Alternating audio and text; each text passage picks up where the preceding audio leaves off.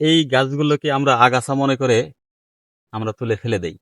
আসলে এর গুণাগুণ সম্পর্কে যদি আমরা জানি, তাহলে কখনোই এই গাছগুলো আর ফেলে দেব না।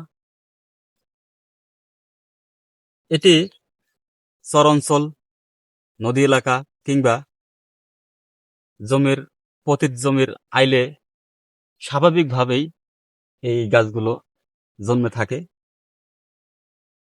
এই যে ফলগুলো দেখছেন, এই ফলগুলো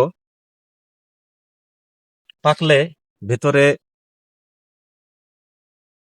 এই যে হালকা কমলা কালার হয়ে থাকে, আর কাঁচা, আমি যদি একটু ছিঁড়ে দেখি, কাঁচা থাকতে এরকম সবুজ দেখা যায়। এই ফলটা মূলত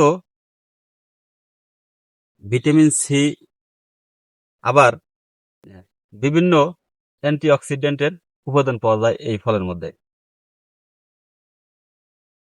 আমরা যখন চর অঞ্চলে আসি, এই ধরনের অনেক এরকম গাছ পাই, যেগুলো স্বাভাবিকভাবে ফল ধরে ঝুলে থাকে, কিন্তু এগুলোকে আমরা অনেকেই জানি না যে এগুলো খাওয়া যায়। আমরা যখন ছোট ছিলাম, স্কুলে পড়তাম, তখন স্কুল ছুটির পরে আমরা এইভাবে এই গাছগুলো খুঁজে বেড়াতাম যে এই গাছগুলো কোথায় আছে আর ফলগুলো পাকছে কিনা।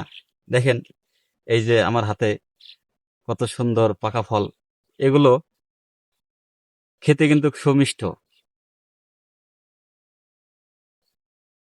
অনেক মিষ্টি এবং সুস্বাদু। প্রকৃতির মাঝে এরকম অজানা ফল ও গাছ সম্পর্কে জানতে আমাদের সাথে থাকুন।